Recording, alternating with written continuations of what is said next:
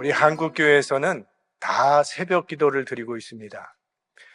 제가 과거에 섬기던 교회에서는 새벽 기도를 드릴 때에 그날 새벽 기도에 오신 분들 가운데 대표 기도를 부탁을 했습니다. 찬송 부르겠습니다 하고 찬송을 부르다가 이렇게 둘러보다가 눈이 마주치는 교인이 있으면 그분에게 이제 기도를 부탁하곤 했습니다. 그랬더니 찬송합시다 하면 그 다음부터는 고개를 다 숙인 채로 아무도 눈을 맞춰주지 않는 겁니다. 어떤 분은 분명히 저 밖에 오셨는데 아무개 집사님이 기도하겠습니다, 그 소리가 끝날 때까지는 들어오지 않다가 그 후에 들어오시는 분도 계셨고, 어떤 분은 기도시킬까봐 새벽 기도 못 온다고 하신 분도 계셨습니다. 또 어떤 사람은 기도 제목이 목사님이 나 기도 안 시키게 해달라는 것이 기도 제목이라고 말을 하신 그런 분들도 계십니다. 사실 새벽 기도 나오시는 분들은 기도 생활 열심히 하시는 분들인데 기도가 어렵긴 어려운 것 같습니다. 복음서에 보면 예수님의 제자들이 예수님께 기도를 가르쳐 달라고 청합니다.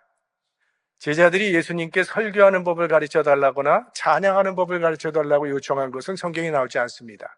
그러나 기도를 가르쳐 달라고 청한 것을 보면 예수님의 제자들조차도 기도가 쉽지 않았던 것 같습니다. 그래서 예수님께서 너희는 이렇게 기도하라 가르쳐 주신 것이 주 기도문이지요. 오늘 본문 말씀은 베드로와 요한이 나면서부터 걷지 못하던 사람을 걷게 해줬기 때문에 일어난 파장에 연속되는 부분입니다. 그런 놀라운 기적이 일어났을 때 많은 사람들이 베드로와 요한 앞으로 몰려들기 시작했습니다. 그러자 베드로는 이 기적은 우리가 일으킨 기적이 아니고 나사렛 예수의 이름의 능력으로 나타난 기적이니까 우리를 주목할 것이 아니라 예수님을 주목하라고 설교를 했습니다. 그 베드로의 설교에 남자만 5천 명이 되는 사람들이 회개하고 주님께로 돌아오는 구원의 역사가 일어났습니다. 부활하신 예수 그리스도의 능력이 사도들을 통해서 나타난 거죠. 그런데 그 일로 인해서 베드로와 요한은 산헤드린 공회에 붙잡혀가서 핍박을 당하게 됩니다. 아니, 병자를 고쳐주었으면 그런 사람은 칭찬받는 게 마땅할 텐데 오히려 핍박을 받게 되었습니다. 우리가 선한 일을 하게 되면 존경을 받고 칭찬을 받아야 한다는 것이 우리들의 생각이지만 현실은 그렇지 않은 경우도 많다는 겁니다. 선한 일에도 시비가 따르고 비난이 따릅니다. 왜 그런 일이 생기는지 사도 요한은 이렇게 그 이유를 설명했습니다. 가인같이 하지 말라. 저는 악한 자에게 속하여 그 아우를 죽였으니 어찐 연고로 죽였느뇨? 자기의 행위는 악하고 그 아이의 행위는 의로움이니라. 여기 가인이 동생 아벨을 죽인 이유가 나오죠? 아벨도 자기처럼 악했다면 죽이지 않았을 것입니다. 만약 하나님께서 아벨의 제사는 받으셨으나 가인의 제사는 받지 않으셨다고 했습니다. 만약 하나님께서 아벨의 제사도 받지 않았다면 그래도 형제의 의는 잘 지켜줬을 것이라고 생각이 됩니다. 그런데 나는 죄인인데 너도 죄인이라면 문제가 없겠지만 둘 다 죄인이면 아무 문제가 없는데 아벨은 의인이었기 때문에 핍박을 받게 됐다는 거죠. 왜? 악한 사람에게 선한 사람은 불편한 존재니까. 선한 사람과 함께 있으면 자기의 악이 드러나기 때문에, 그래서 악은 선을 질투하고 핍박하는 거죠. 어둠에 속한 사람들은 빛을 거부합니다. 그들은 어두움에 있기를 원하기 때문에 빛을 싫어하는 것입니다. 그렇게 대제사장 안나스와 가야바를 중심으로 한 산헤드린 공회가 자신들이 행하고 있는 그 부정과 불의가 이 사도들로 말미암아 드러나는 것이 두려웠기 때문에 그들은 사도들을 감옥에 가두었고 다시는 예수의 이름으로 말하지도 말고 가르치지도 말라고 협박했습니다. 자, 이렇게 사도들이 산헤드린 공회에 붙잡혔다는 소식을 들은 성도들이 베드로와 요한의 안전을 걱정하면서 모두 한 곳에 모여 있었습니다. 그것은 아마 마가의 다락방이었을 것이라고 생각을 합니다. 천만 다행히 이 두 사도들은 하나님의 보호하심으로 무사히 풀려나게 되었고, 풀려나자마자 그들은 속히 자기 동료들을 찾아가서 공회에서 있었던 모든 일들을 상세하게 보고했습니다. 그 보고를 들은 교회 공동체의 반응이 오늘 본문의 기록입니다.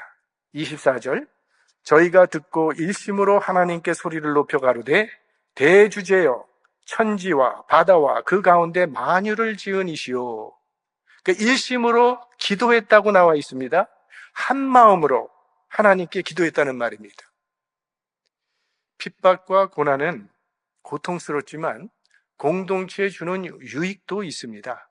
이 공동체를 하나 되게 하는 힘이 있습니다. 평소 자기들끼리는 자주 다투던 이 형제들도요, 다른 사람이 건드리면 하나가 돼서 함께 싸우는 걸 보게 됩니다. 사내들인 공예는 이 베드로와 요한 같은 갈릴리 출신 어부 두 사람만 핍박하고 겁을 주면 그 공동체 무너질 것이라고 생각했습니다.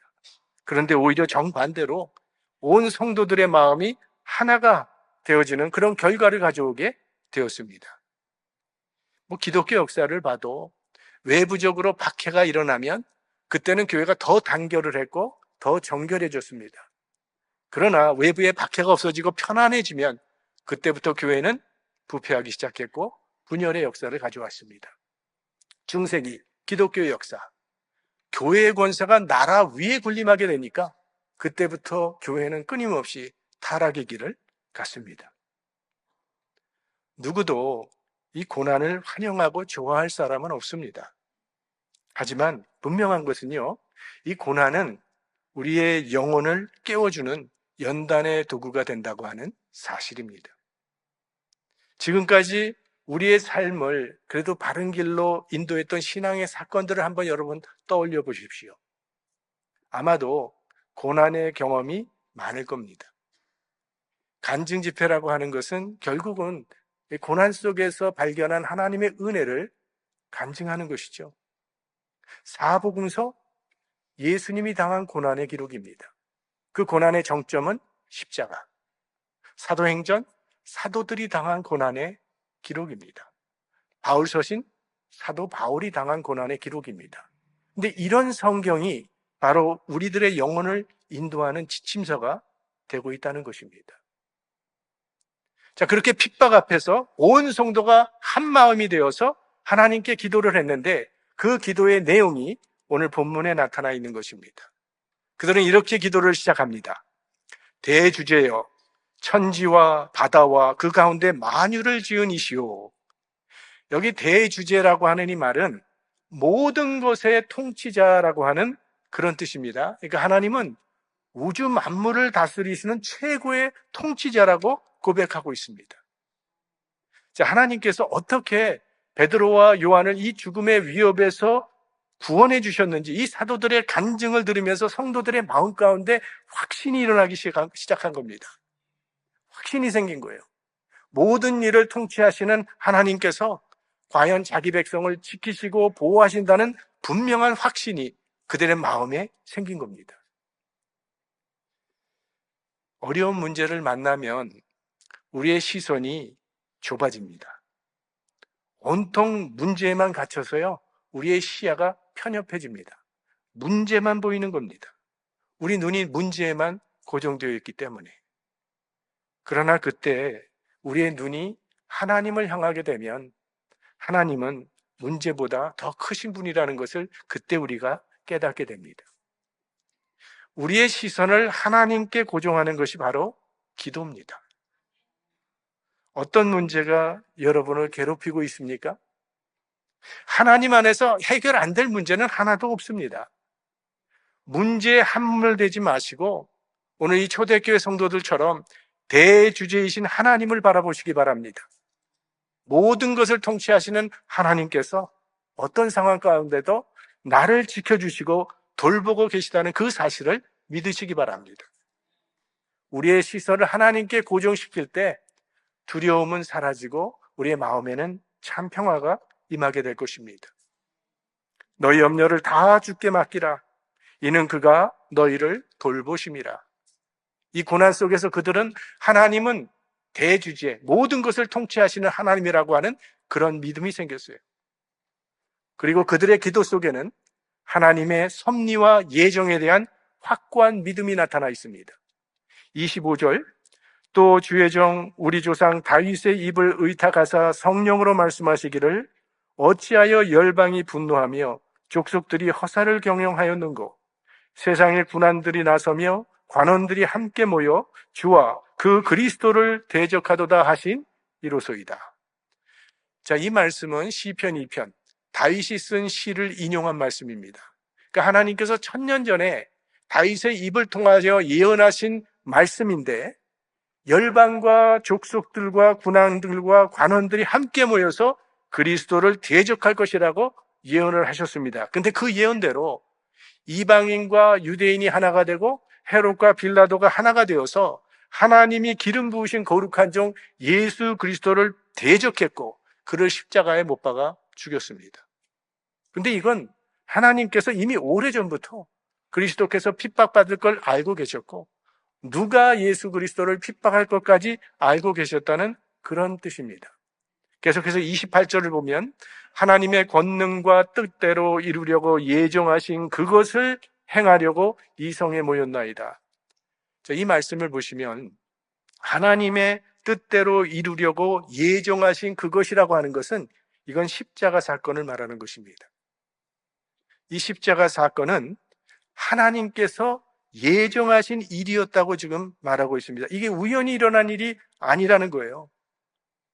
여기 예정이라고 하는 이 단어는요, 이건 운명론이나 숙명론이나 체념론을 얘기하는 것이 아니라 이게 내 팔자지, 이게 너 팔자지, 이걸 얘기하는 게 아닙니다. 성경에 나오는 예정이라고 하는 말은 하나님께서 모든 일을 주관하고 계시다는 그런 의미입니다. 하나님의 주권을 이야기하는 거예요. 그러니까 예수님의 십자가는 인류를 구원하시기 위해 하나님께서 예정하신 뜻이었다는 말씀입니다. 물론 사람들이 악한 음모를 꾸며서 예수를 십자가에 처형시켜 죽였지만 인류를 구원하시려는 하나님의 뜻은 그 십자가를 통해서 이루어졌습니다. 그러니까 십자가 사건은 하나님께서 주관하신 일이라는 그런 말씀인데 그들은 지금 자신들에게 일어나고 있는 이 사건도 마찬가지라고 말하는 것입니다. 예수님의 십자가 죽음이 하나님의 주권 가운데서 이루어진 사건인 것처럼 지금 자신들이 핍박을 받고 있는 이 현실도 하나님이 주관하고 계시다고 하는 확고한 믿음이 생긴 겁니다. 지금 자신들이 이렇게 핍박을 당하고 있는 것은 하나님이 모르고 계시기 때문에 당하는 핍박이 아니고 하나님이 힘이 모자라서 부족해서 어쩔 수 없이 우리가 당하고 있는 것이 아니라 이건 대주제이신 최고의 통치자이신 하나님의 주권 안에서 이루어지고 있음을 그들은 믿었다는 거예요. 그래서 하나님의 보호 아래에 있는 이 교회와 성도는 누구도 해할 수 없다라고 하는 담대한 믿음이 그들 안에 생긴 겁니다. 우리들도 사실은 마찬가지입니다. 마귀가 아무리 우리를 흔들어대도 우리를 하나님의 손에서 빼앗을 수 없고 하나님께서 계획하신 우리의 미래를 무너뜨릴 수 없다는 거예요. 하나님께서 만세 전에 우리를 구원하시고자 계획하시고 예정하셨기 때문입니다. 너희 속에 착한 일을 시작하신 이가 그리스도 예수의 날까지 이루실 줄을 우리가 확신하노라. 하나님은 이미 우리 안에 구원의 역사를 시작하셨습니다. 우리는 혹 하나님의 손을 놓을지라도 하나님은 절대로 우리의 손을 놓지 아니하시고 구원이 완성되는 그날까지 우리를 이끌어 주실 것입니다. 고난은 사실 하나님을 믿는 사람이나 믿지 않는 사람이나 다 똑같이 찾아옵니다. 하나님 믿는 사람도 실패하고 교통사고 나고 어디가 부러지기도 하고 암에 걸리기도 합니다. 그러나 고난을 어떻게 받아들이느냐 하는 것에는 차이가 있습니다. 하나님을 믿지 않는 사람은 그 고난을 잘 극복해내는 그 이상의 별 의미는 없을 겁니다. 그러나 하나님을 믿는 사람들은 고난 너머에 있는 그 하나님의 섭리를 깨닫는 것이 중요합니다. 우리가 기억해야 할 것은 하나님의 주권 밖에서 일어나는 일은 아무것도 없다는 사실입니다. 참새 한 마리도 하나님의 허락이 없이는 땅에 떨어지지 않는다고 하셨습니다. 물론 참새가 땅에 떨어지는 경우도 있지요. 하나님의 백성들도 땅에 떨어지는 경우가 있다는 거예요. 그러나 그런 경우에도 하나님의 백성은 주님 안에 소망의 닻을 내릴 수가 있습니다. 왜냐하면 모든 것이 나를 사랑하시는 하나님의 섭리 가운데 있음을 믿기 때문입니다. 내 삶 가운데 일어나는 모든 일들, 그게 고난이든 실패든 아픔이든 모든 것을 합력하여 선을 이루시는 하나님의 섭리 가운데 있다는 사실을 우리는 믿을 수 있습니다. 자, 이렇게 하나님의 주권을 고백한 후에 이제 구체적으로 두 가지 기도 제목을 놓고 그들이 간구합니다. 주여, 이제도 저희의 위협함을 하감하옵시고 또 종들로 하여금 담대히 하나님의 말씀을 전하게 하여 주옵시며 손을 내밀어 병을 낫게 하옵시고 표적과 기사가 거룩한 종 예수의 이름으로 이루어지게 하옵소서 하더라. 자, 먼저 그들의 기도 제목, 첫 번째 기도 제목은 담대히 하나님의 말씀을 전할 수 있게 해달라고 기도했습니다. 지금 베드로와 요한 그리고 초대교회 성도들이 공회로부터 위협을 받고 있는 이유는 바로 말씀 때문에 위협을 받고 있는 것입니다. 다시는 예수의 이름으로 말씀을 전하지도 말고 가르치지도 말라고 협박했습니다.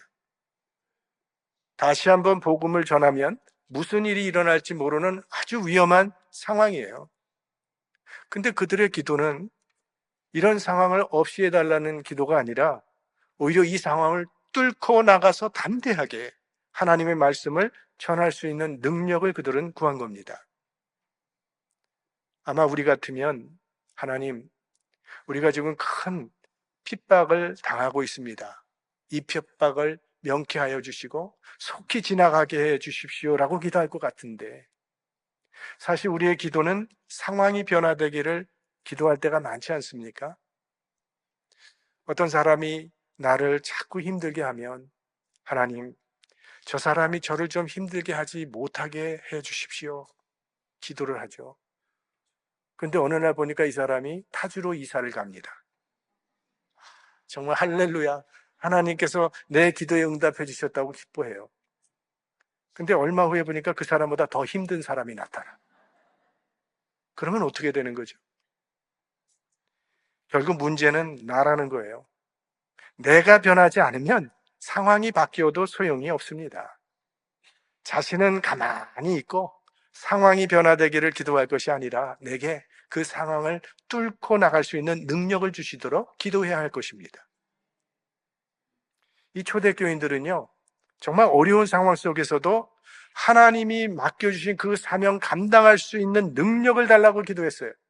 이 핍박에 굴복당하지 아니하고 복음 전파의 사명을 감당할 수 있게 해달라는 그런 기도였습니다. 우리들도 상황이 변화되기를 기도하기보다는 어떤 상황 가운데서도 우리가 해야 할 일을 할 수 있는 능력을 달라고 기도해야 할 것입니다. 참기 힘든 상황을 바꾸어 달라고 기도하기보다는 참을 수 있는 능력을 달라고 기도하고 전도하기 힘든 사람일지라도 전도할 수 있도록 능력을 달라고 기도할 것이고 상대방이 나를 사랑하게 해달라고 기도하기보다는 내가 그 사람을 사랑할 수 있게 해달라고 기도할 수 있어야 하겠습니다. 그 다음에는 주님의 능력이 표적과 기사 나타나게 해달라고 기도했습니다. 지금 베드로와 요한이 나면서부터 걷지 못하는 사람을 일으키는 기적을 나타내 보였기 때문에 5천 명의 영혼들이 구원받는 역사가 일어났어요. 그러니까 병 고치는 이 표적과 기사는요, 초대교회의 전도에 매우 중요한 역할을 차지하는 그런 사역이었습니다. 그 표적과 기사 때문에 사도들의 말씀을 하나님의 말씀으로 받아들이게 했고 사도들이야말로 하나님이 보낸 종이라고 하는 신임장 역할을 했던 것이 표적과 기사였습니다. 그런 기사가 다시 일어날 수 있도록 계속 기도한 거예요. 지금 공회라고 하는 막강한 세력이 그들을 가로막고 있습니다. 절대로 이제는 복음을 전하지 못하도록 가로막고 있고 한 번 더 예수의 이름을 들먹이면 가만두지 않겠다고 으름장을 놓았습니다. 어떻게 해야 되겠습니까? 오늘도 예수가 인류의 구세주라고 말을 하면 귀를 막고 듣지 않습니다. 거부하죠. 예수가 길이요 진리요 생명이라고 선포하면 아니라고 대적하고 핍박합니다. 어떻게 해야 되겠습니까? 진리를 회방하는 세력과 싸울 수 있는 것은요, 우리의 지식도 아니고 권력도 아니고 물질도 아닙니다. 그거는 하나님이 주시는 능력으로만 가능합니다. 왜냐하면 우리가 싸우는 이 씨름은 혈과 육에 대한 것이 아니라 이건 영적인 싸움이기 때문에, 그래서 그런 능력, 예수 그리스도의 이름으로 말미암아 병든 사람이 낫는 그런 표적과 기사가 계속 일어날 수 있게 해달라고 기도한 것입니다. 근데 지금 그들이 구했던 능력은요, 저 못된 사람들 다 소멸시켜 달라고 하늘에서 뭐 불을 떨어뜨려 달라는 그런 기도가 아니었다는 거예요. 그들의 기도는 병든 자를 낫게 하는 자비의 능력을 구했다는 거죠. 그때 그들의 기도는 즉각 응답을 받았습니다.